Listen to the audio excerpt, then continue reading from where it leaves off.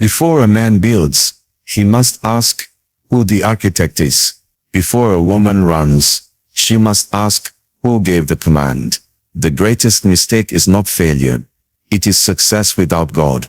Many have risen by ambition, only to crash under the weight of what they built without the presence. What makes a journey safe is not speed, it is direction. And true direction only comes from the one who sees the end from the beginning. We live in a world where people celebrate motion, movement, progress, activity. But heaven does not celebrate motion. Heaven celebrates alignment. You can be running fast in the wrong direction and still be applauded. But when the storms come, only those who started with God will stand. There is a place where fear dies, where clarity speaks, where power flows, where the heart is aligned. That place is called the presence of God. Don't assume it. Don't rush past it. Don't substitute it. Because if you lose everything but carry His presence, you will rise again. But if you gain everything and lose His presence, nothing will last. Before you begin, begin with Him. Because destiny without presence is motion without meaning. There is no foundation stronger than the presence of God. Every man that will last in life, in ministry, in destiny, must be birthed, built and rooted in the presence. Before there was ever an earth, there was His presence.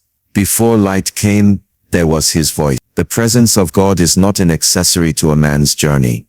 It is the origin. Men rise from presence. Men are formed in presence. Men are sent from presence. Any man who attempts to build his life, his vision, his assignment, outside of the presence of God, has already guaranteed collapse. It may look fruitful for a while, but it is destined for frustration. Destiny is not a calendar of events. It is not a random pursuit of purpose.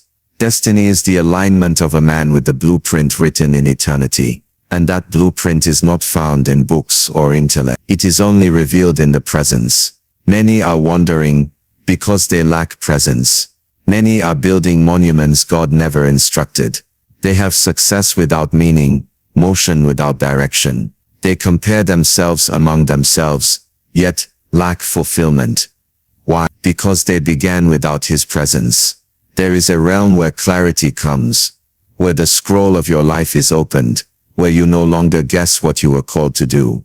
That realm is the present. In that place your heart is quiet, your ears are open, and your spirit begins to receive downloads from heaven. Your assignment is not created, it is discovered.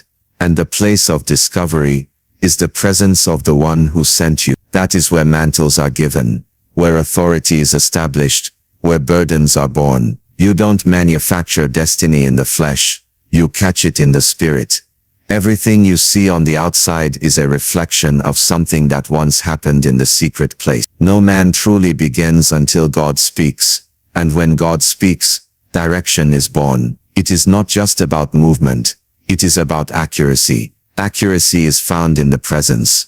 You don't run because others are running. You run because fire has been put on your feet from the altar. You don't speak because there is a crowd. You speak because a voice sent you. The presence of God becomes the womb where greatness is nurtured. It becomes the cave where men are shaped. He does not send you out until He has sat with you. He does not show you nations until He has shown you His face. It is not the crown on your head that proves you are chosen. It is the weight of His presence upon your life. That is the true signature of divine ordination. And when the presence goes before you, even if you walk through valleys, you are not alone. Even if the journey looks delayed, you are not lost. Because the presence is not just the beginning. It is the map, the compass, the energy, the assurance. The presence of God is where all destiny truly begins. In the presence of God, confusion dies. The noise of life, the opinions of men, the weights of uncertainty, all bow to the authority of His voice. When a man truly encounters the presence, he does not leave with mere goosebumps or emotion. He leaves with clarity. He leaves with the voice of the one who knows all things echoing within his spirit. In that sacred atmosphere, distractions are silenced, and divine instructions begin to emerge. What you could not understand through reasoning is suddenly unveiled by light. That light does not come from intellect.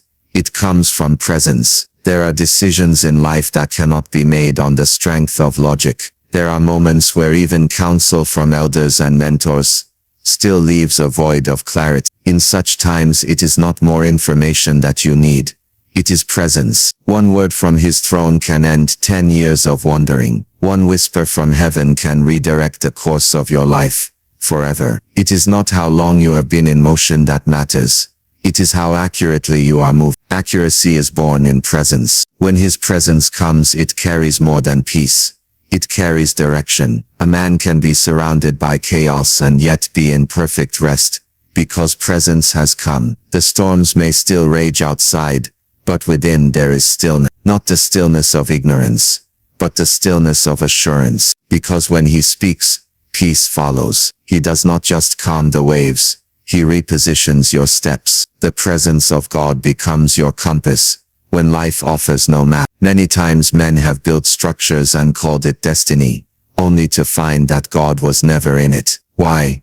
Because they moved without presence. They chose without inquiry. They decided without waiting, and now they cry for mercy. But even in that cry, if a man returns to the presence, light can still come. God is not only the one who sends, he is the one who restores, and his presence is the place where paths are corrected and burdens are lifted. Every time you wait upon him, you are not wasting time. You are gaining sight. You are exchanging the fog of the flesh for the light of the spirit. You are laying down your assumptions and picking up his instruction. You begin to discern what matters and what is distraction. The presence becomes your filter. Not every opportunity is a blessing. Not every open door is from God. But in the presence, you will know. The voice you hear there will save you from 10 years of tears.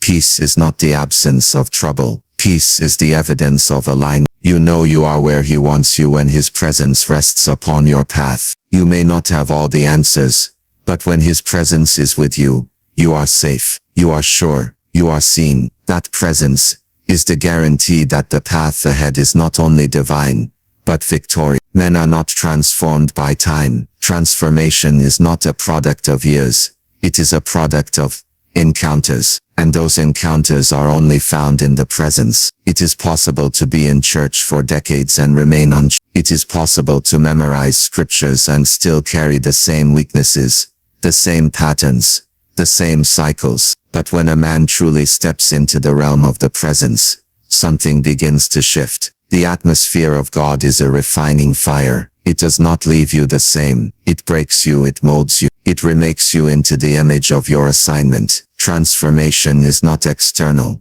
It is inward first. Many desire to change their habits, their results, their relationships. But God begins with the heart, and the heart only bends in his presence. There your pride is shattered. There your ambitions are purified. There your will is swallowed up in his. You do not come into the presence to give God your opinion. You come to surrender your agenda. In that place your mind is renewed. Your appetites are adjusted. The things that once fascinated you begin to lose their grip, because a greater weight has been revealed. The presence of God is a spiritual operating room. He does not decorate flesh. He kills it. He does not endorse your version of self. He introduces you to his version of you. That version cannot be found in the mirror or in applause. It can only be found in the deep places of communion. It is there that identity is discovered and destiny is imparted. You come in broken, but you leave with a burden. You come in confused,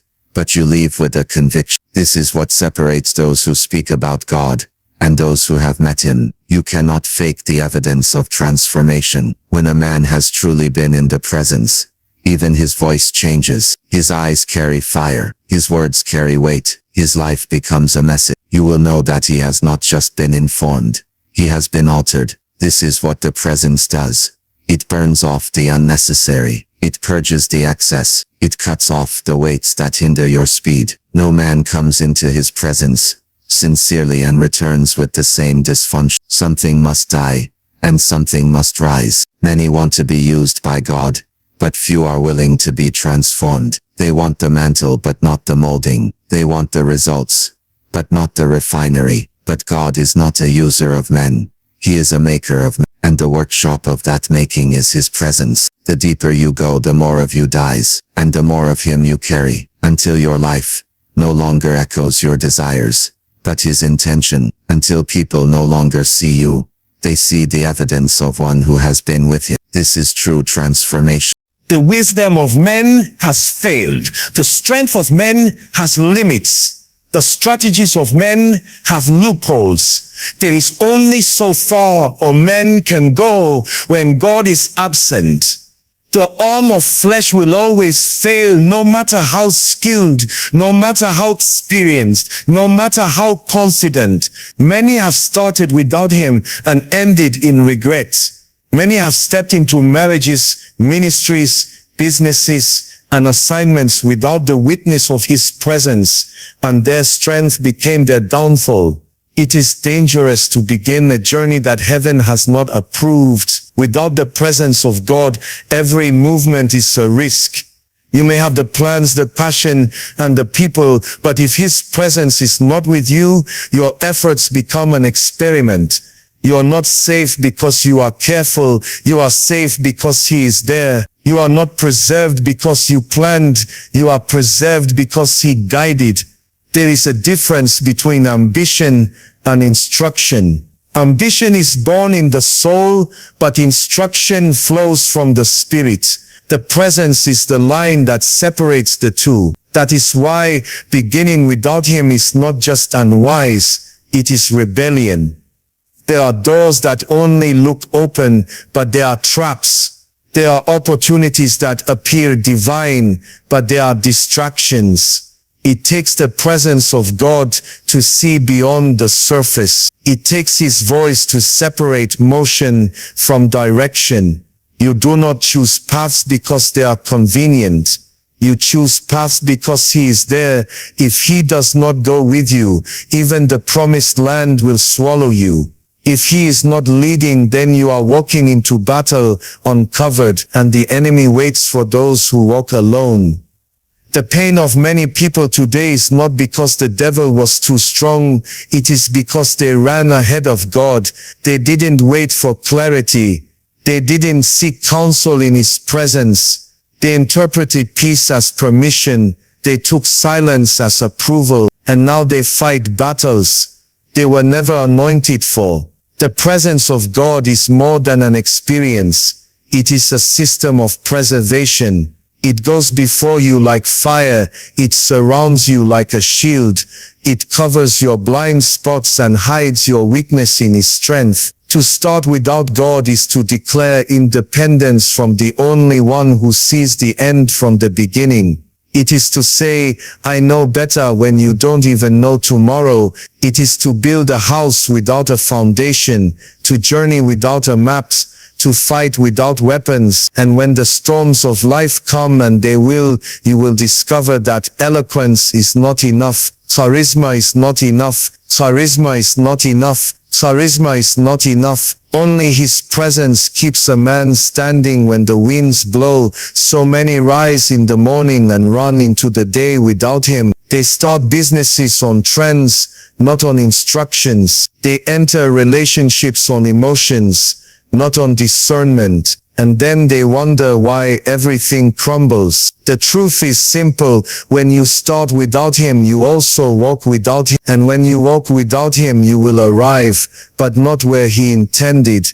Everything that lasts begins at the altar, not the altar of public applause, but the altar of brokenness. The altar where men lay down their will, their plans, their strength, and say, not my will but yours be done. Before there is a manifestation, there must be consecration. Before there is a rising, there must be a dying. God does not build on ambition, he builds on surrender. And the altar is where surrender becomes real. It is where transactions happen, where men trade their desires for his direction, their timelines for his process. The altar is not a physical location, it is a posture of the heart, the recognition that without him we are nothing. The cry that says, Lord, if you do not lead me, I will not move. Many have started businesses, marriages, ministries without this posture. They made plans and asked God to bless it, But the order is wrong. You don't build and then invite him. You wait until he speaks, then you build according to the pattern. That pattern is only revealed at the altar. Men of destiny do not begin in public. They begin in private. It is at the altar where burdens are birthed. It is at the altar where instructions are given. It is at the altar where the oil flows. The danger of beginning without the altar is that you may rise by skill, but you will fall by pressure. Only what is born from the altar can survive the storms of destiny, because at the altar your motives are purified, your heart is tested, your foundation is strengthened. There are things God will never reveal to a casual heart. There are secrets reserved for those who have built an altar, not an altar of convenience, but an altar of consistency, an altar where prayers ascend daily, where worship is not a song but a lifestyle. It is from that place that ideas come, strategies come, wisdom comes. You don't have to chase results. When you carry an altar, results are attracted to the presence that rests on the altar. The man who has an altar is never empty. Even in the wilderness he carries fire. Even in silence he has direction. Because the altar becomes a portal, the gate between time and eternity, a highway for encounters, visions, and angelic help. You may look ordinary outside, but in the spirit you are a gatekeeper. Because of the altar you have raised. The strength of a man's destiny is in the strength of his altar. Many start their day with their phones, their tasks, their deadlines, but men of understanding start their day with incense. They start their day on the altar. Before they speak to men, they have spoken to God. Before they take action, they have received instruction. That altar becomes their control tower. Nothing significant begins until they kneel because they understand. Without the altar, there is no authority. Without the altar, there is no back. Without the altar, you may have a voice, but not a sound. The presence of God is not a religious feeling. It is not just an atmosphere we feel during worship. It is a realm, a living environment, where the supernatural becomes natural. In that realm, impossibilities die. In that realm, the laws of men submit to the dominion of the Spirit. Every breakthrough, every miracle, every healing, every deliverance flows from His presence. Men spend years chasing things that are effortlessly birthed in that presence. What they labor for in the flesh is released in a moment when the atmosphere of God rests upon them. When the presence of God comes, it carries the weight of heaven. Chains are broken, not by shouting but by presence. Curses are lifted, not by human effort, but by presence. Even the devil recognizes the power of that realm. It was not the voice of man that silenced darkness. It was the presence backing the man. That presence is what makes words, spirit and life. That presence is what turns ordinary oil into a carrier of grace. That presence is what turns a room into a portal, a vessel into a weapon, a man into a miracle. It is not enough to have information.